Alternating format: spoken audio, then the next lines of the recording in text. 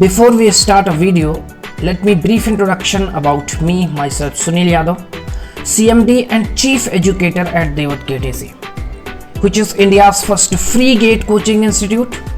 Having 4+ years teaching experience, I have secured All India rank 112 in GATE 2020. Feel free to contact us on these details if you have any query.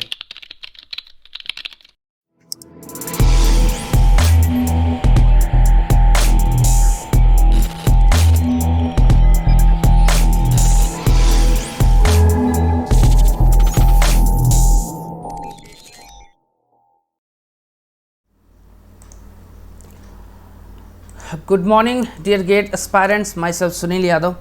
Welcome to देवत gate AJ.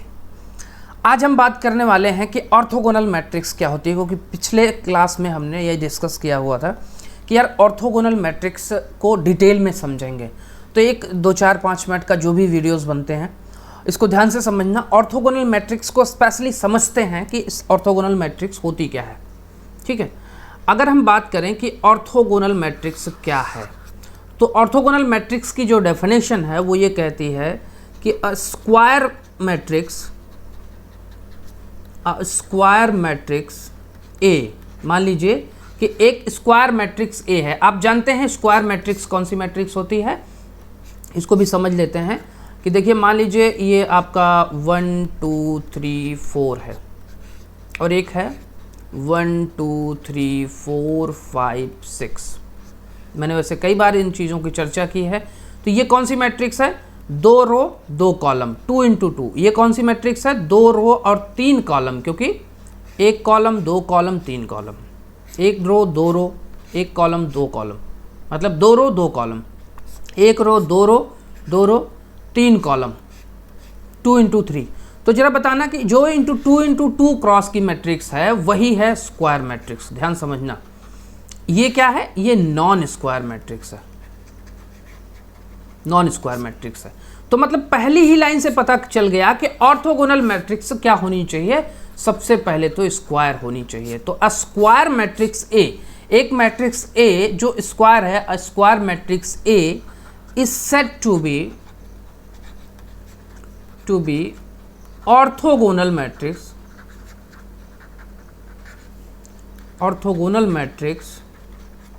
if its column or row. A square matrix A is said to be orthogonal matrix if its column or row form an orthonormal set. orthonormal set क्या मतलब हुआ इसका definition का? Sir इसका definition ये हुआ कि एक square matrix is said to be orthogonal matrix. वो ऑर्थोगोनल मैट्रिक्स तब होगी जब जिसका रो या कॉलम या रो फॉर्म क्या करे, क्या फॉर्म बनाए? Orthonormal set. अगर वो ऑर्थोनॉर्मल सेट बना रहा है तो फिर वो जो मैट्रिक्स होगी वो क्या होगी? आपकी ऑर्थोगोनल मैट्रिक्स होगी। तो सर इसमें तो एक और सस्पेंस आपने क्रिएट कर दिया, वो सस्पेंस है ऑर्थोनॉर्मल सेट का। तो सर अब मुझे ये भी बताइए कि ऑर्थोनॉर्मल सेट होता क्या है। ऑर्थोनॉर्मल सेट को पहचानने के लिए 2 चीज़ें। हाँ, ऑर्थोनॉर्मल सेट अगर आपको जानना है तो आपको पहली कंडीशन क्या है ऑर्थोनॉर्मल सेट की, कि dot product of column vector, column और रो आप ले सकते हो, डॉट प्रोडक्ट ऑफ कॉलम और रो वेक्टर शुड बी क्या होनी चाहिए? 0। डॉट प्रोडक्ट ऑफ कॉलम और रो वेक्टर शुड बी 0। कैसे? कॉलम और रो वेक्टर क्या है सर? कॉलम और रो वेक्टर क्या है सर? चलिए फॉर एग्जाम्पल, जब तक एग्जाम्पल नहीं लेते हम समझ आपको नहीं आएगा। एक एग्जाम्पल लेते हैं। आपके पास मैट्रिक्स है cos theta, sine theta, minus sine theta, cos theta. ठीक, मैंने क्या बोला? मैंने ये बोला sir dot product of column vector और रो वेक्टर। देखिए आप कॉलम वेक्टर भी ले सकते हैं, आप रो वेक्टर भी ले सकते हैं। जैसे अगर मैं कहूं कि एक कॉलम में जो जो एलिमेंट्स हैं उसको एज अ वेक्टर ले लिया, मान लीजिए v1 वेक्टर, मैंने दूसरे कॉलम को ले लिया v2 वेक्टर, जो भी है इसमें और भी 3 एलिमेंट्स हैं तो 3 वेक्टर्स ले लेना, 3 एलिमेंट्स के वेक्टर ले लेना, कोई दिक्कत नहीं है। जिसको इच्छा हो वो चाहे इसमें रो वेक्टर का भी कॉन्सेप्ट लगा सकता है, उसको लगता है कि नहीं सर मैं रो ले लूँगा तो वो रो वेक्टर लगा ले, ये लीजिए ये रो वेक्टर है। लेकिन मैं यही सजेस्ट करूंगा कि आप कॉलम वेक्टर के साथ चलिए, कॉलम वेक्टर के साथ। कॉलम वेक्टर अगर हम निकालना चाहें तो सर v1 कितना आएगा कॉलम वेक्टर, सर ये आएगा cos थीटा और ये sin थीटा, ये हमारा एक वेक्टर आ गया। ठीक है, अब हमारा सर दूसरा वेक्टर आ गया कॉलम वेक्टर v2, वो आ गया कितना सर, ये था माइनस साइन थीटा और कॉस थीटा। कहाँ से आया सर, ये देखिए कॉस थीटा और साइन थीटा, ये देखिए कॉस थीटा और साइन थीटा कॉलम वेक्टर, और ये माइनस साइन थीटा और cos theta, minus sine theta और कॉस थीटा। अब मैंने क्या बोला, डेफिनेशन क्या थी, ऑर्थोनॉर्मल सेट की पहली कंडीशन क्या है कि dot product of column vector और रो वेक्टर, तो मैंने कॉलम वेक्टर लिया, शुड बी जीरो, इनका डॉट प्रोडक्ट जो होना चाहिए वो जीरो होना चाहिए। कैसे, मतलब मुझे एक बात बताओ कि सबसे पहले तो ये देखो कि मैं v1 vector dot v2 vector करता हूं तो इसका जो प्रोडक्ट आना चाहिए वो जीरो आना चाहिए। अगर ऐसा आता है तो ये ऑर्थोनॉर्मल सेट की पहली कंडीशन को सेटिस्फाई करेगा। क्लियर है, ठीक है। लेकिन जरा एक बात बताओ कि ये अगर मैं दोनों वेक्टर्स को लेता हूं, ध्यान से समझना, यहाँ पे एक छोटा सा कॉन्सेप्ट है, ये बहुत से कम लोग समझ पाते हैं कई बार ये प्रैक्टिस के दौरान।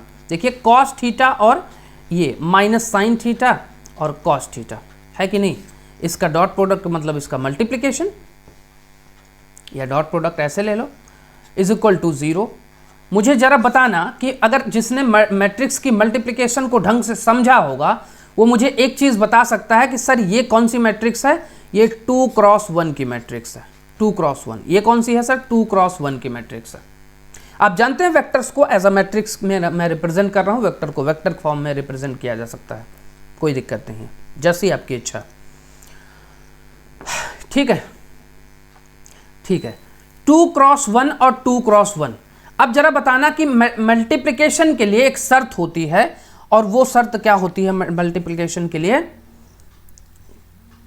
एक सेकेंड,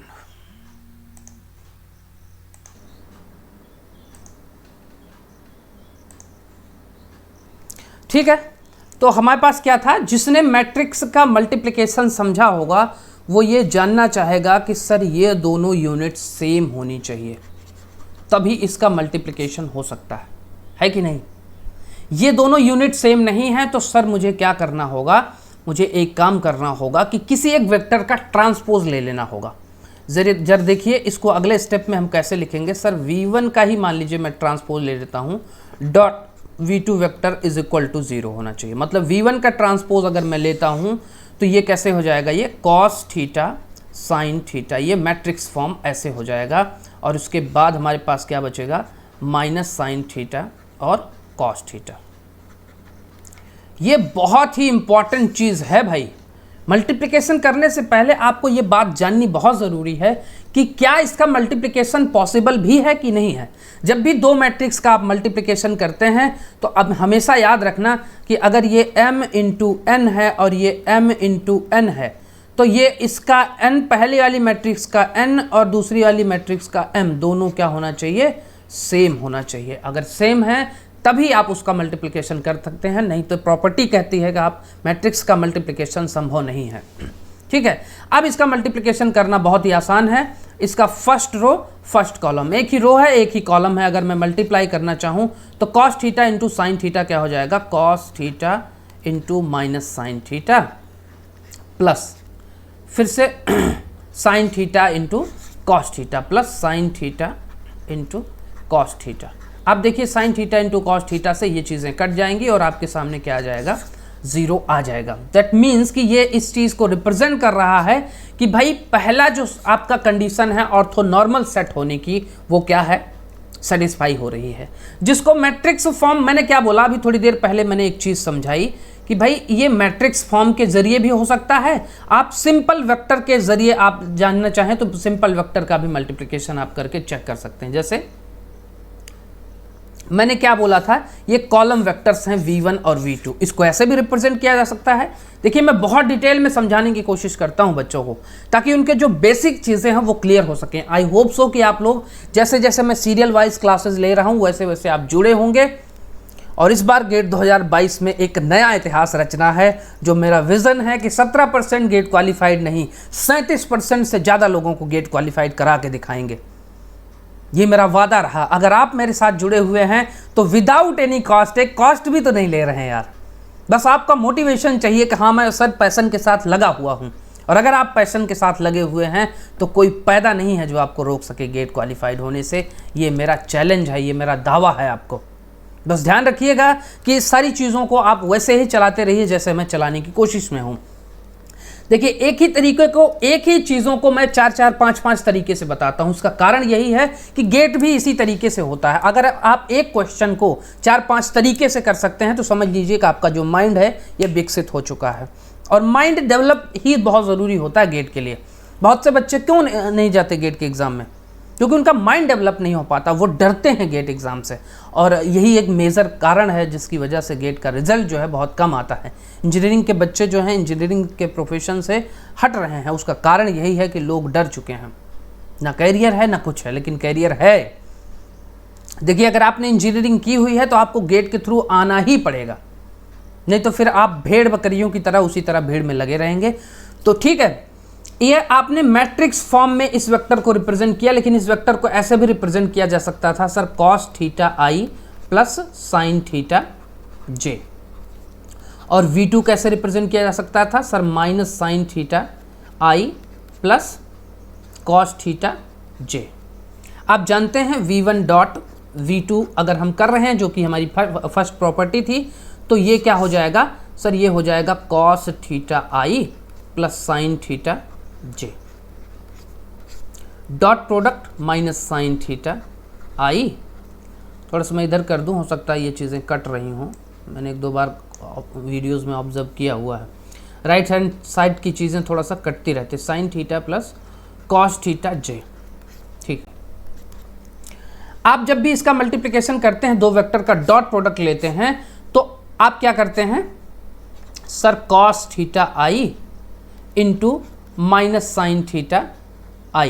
देखिए बहुत डिटेल में बता रहा हूँ। फिर cos theta plus cos theta i dot cos theta j plus sine theta j dot minus sine theta i plus sine theta j dot cos theta j।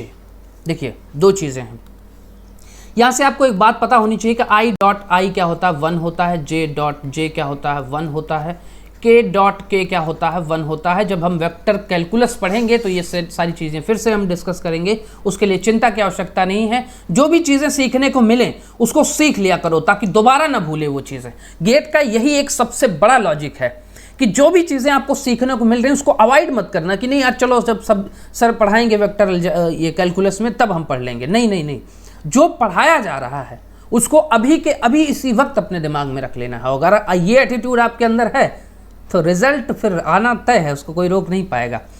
लेकिन जरा देखिए, अगर मैं i का j के साथ डॉट प्रोडक्ट करूं तो ये 0 हो जाएगा, या j के k के साथ डॉट प्रोडक्ट, मतलब कि अगर मैं सेम डॉट प्रोडक्ट कर रहा हूं तो वो 1 होगा, और अगर मैं डिफरेंट डॉट प्रोडक्ट्स कर रहा हूं तो ये क्या हो जाएगा, 0 हो जाएगा। तो इसी लॉजिक के अकॉर्डिंग अगर मैं देखूं i डॉट i है, इसका मतलब ये i डॉट i 1 हो जाएगा, और हमारे पास क्या बचेगा cos theta into minus sine theta.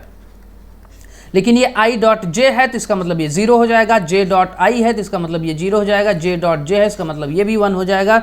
तो plus sine theta into cos theta, और ये देखेंगे कि sine theta into cos theta minus sine theta into cos theta, और कैंसिल होकर के ये 0 हो जाएगा। तो जिस बच्चे को जिस भी तरीके से समझ में आए वो उसी तरीके से समझे, कोई इशू नहीं है।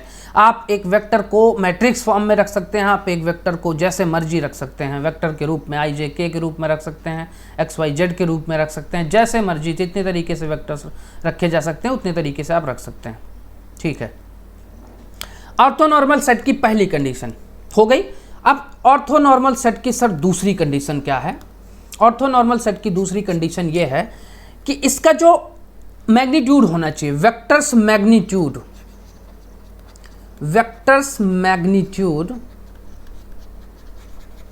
Should be 1। क्या होना चाहिए? वेक्टर्स का जो मैग्नीट्यूड है, इंडिविजुअल वेक्टर्स का सारे मैग्नीट्यूड जो होने चाहिए वो 1 होनी चाहिए। ये दूसरी शर्त है। अगर ये दोनों शर्तें आपके साथ अप्लाई हो रही हैं तो समझ लीजिए वो जो मैट्रिक्स है वो क्या है, और वो पूरा का पूरा सेट ऑर्थोनॉर्मल सेट है। और अगर ऑर्थोनॉर्मल सेट है तो वो मैट्रिक्स जो है वो ऑर्थोगोनल मैट्रिक्स होगी। तो मैग्नीट्यूड 1 कैसे होना चाहिए सर? अभी तो हमारे सामने v1 वेक्टर जो आया था वो था सर कॉस थीटा और साइन थीटा का।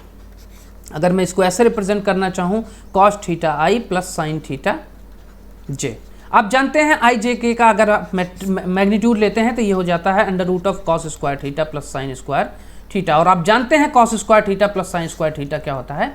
1 होता है। सेम वही दूसरा भी वेक्टर ले लेते हैं।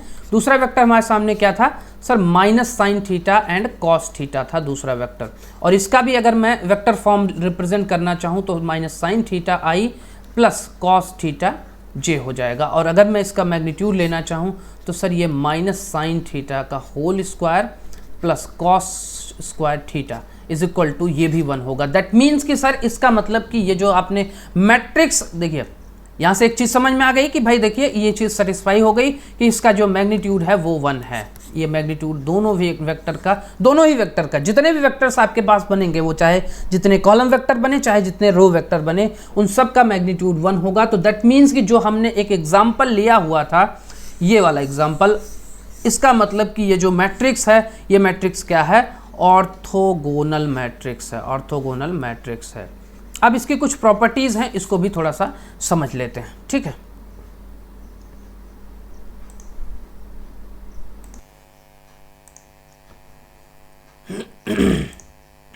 चलिए इसकी कुछ प्रॉपर्टीज के बारे में देख लेते हैं। प्रॉपर्टीज क्या है सर? प्रॉपर्टीज कई बार बहुत इंपॉर्टेंट होती हैं और ये प्रॉपर्टीज बहुत काम में आती हैं। पहली प्रॉपर्टी जो मैंने पिछली ही क्लास में बताया हुआ था कि सर जो ऑर्थोगोनल मैट्रिक्स है उसका जो डिटर्मिनेंट होता है वो प्लस माइनस 1 होता है। ऑलवेज याद रखना, या तो प्लस 1 होगा या तो माइनस 1 होगा। दूसरा प्रॉपर्टी क्या है कि अगर A एक orthogonal, if A is a orthogonal matrix, if A is an orthogonal matrix, then A transpose is also orthogonal matrix। तीसरी मैंने स्टार्टिंग में बताई थी कि नहीं बताई थी? हम लोगों ने तीसरी चीज़ों को डिस्कस नहीं किया था, ठीक है। देखिए इसकी पहचान भी है। इसकी पहचान ये है कि इसकी जो प्रॉपर्टीज़ हैं वो क्या होता है? A transpose is equal to A inverse होता है। ये मैंने पिछली क्लास में बताया हुआ था। दूसरा मैंने क्या बताया था? If A is orthogonal matrix, अगर ए एक मैट्रिक्स है जो ऑर्थोगोनल है तो ए ट्रांसपोज भी ऑल्सो ऑर्थोगोनल मैट्रिक्स होगी। तीसरी क्या है? A transpose is equal to A inverse. A transpose अगर हम निकालते हैं तो A transpose is equal to A inverse होता है ऑर्थोगोनल मैट्रिक्स की केस में। अगर आप ये देखिए कि A transpose is equal to A inverse है तो इसको कुछ और भी तरीके से लिखा जा सकता है। A transpose is equal to 1/a है कि नहीं? अब ए को इधर ले जाया जा सकता है तो आप लिख सकते हैं A transpose A is equal to 1 का मतलब कि आप मैट्रिक्स के इज इक्वल टू 1 नहीं कर सकते, इसलिए वहां पे आइडेंटिटी मैट्रिक्स रख देते हैं। ये क्या है? Identity matrix. Identity matrix sir, identity matrix को थोड़ा सा बता देते हैं, ठीक है। आइडेंटिटी मैट्रिक्स होती है 1 0 0 1, जिसका वैल्यूज 1 हो, जिसके डायगोनल एलिमेंट्स 1 होंगे, बाकी सारे एलिमेंट्स क्या होंगे? वो 0 होंगे। दैट इज आइडेंटिटी मैट्रिक्स, ठीक है। आइडेंटिटी मैट्रिक्स से ही एक चीज याद आई कि चौथी जो प्रॉपर्टी है ऑर्थोगोनल मैट्रिक्स की, कि every identity matrix is a orthogonal matrix. सारी आइडेंटिटी मैट्रिक्स जो हैं, जितनी भी आइडेंटिटी मैट्रिक्स होंगी वो आइडेंटिटी मैट्रिक्स क्या होंगी, ऑर्थोगोनल मैट्रिक्स होंगी। देखिए यहाँ से एक चीज़ याद आ गई थी, आइडेंटिटी मैट्रिक्स का मैंने अभी डेफिनेशन दिया कि आइडेंटिटी मैट्रिक्स की परिभाषा ये है कि उसके डायगोनल एलिमेंट्स जो होंगे वो 1 होंगे, बाकी सारे एलिमेंट्स जो होंगे वो 0 होंगे। ठीक है। एक चौथी भी प्रॉपर्टी है, मैंने कहीं देखी हुई थी, तो इस प्रॉपर्टी को भी थोड़ा सा लिख ही लेना कहीं पे, कि द आइगन वैल्यूज, ठीक है, the eigenvalues of an orthogonal,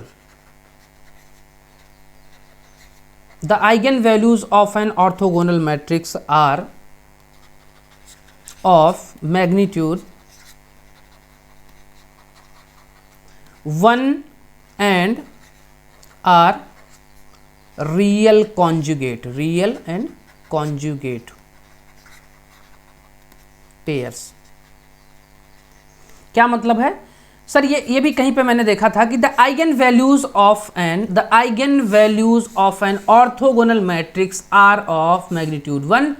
eigen values जो होती हैं उसकी मैट्रिक्स की 1 होंगी, एंड आर वो हो सकती हैं रियल भी और कॉन्जुगेट पेयर्स में भी हो सकती हैं। वो मतलब वो मैग्नीट्यूड 1 भी हो सकता है, वो रियल भी हो सकता है, वो कॉन्जुगेट पेयर्स में भी हो सकता है। बात समझ में आई? तो आई होप सो कि इतना ही ओवरव्यू ऑर्थोगोनल मैट्रिक्स के बारे में मोर देन सफिशिएंट है आपके लिए। और अगर इतनी जानकारी है तो आपसे किसी भी टाइम पे ऑर्थोगोनल मैट्रिक्स पूछा जा सकता है। ये भी ध्यान रखना कि गेट में कई बार इससे रिलेटेड क्वेश्चंस पूछे जाते हैं। अगला जो हमारा वीडियो होगा वो कुछ और कैले हैमिल्टन थ्योरम के बारे में होगा, और उन्होंने जो चीज़ें बताई थी वो भी बहुत इंपॉर्टेंट होती हैं मैट्रिक्स के बारे में।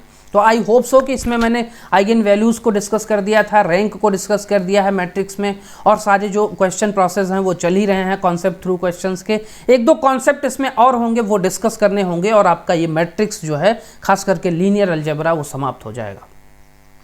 तो आई होप सो आप कनेक्टेड हैं, लगे हुए हैं, और अगर आप लगे हुए हैं तो फिर रिजल्ट्स का आना बहुत ही आवश्यक है, क्योंकि उससे आपका स्वाभिमान जो है वो दांव पे है।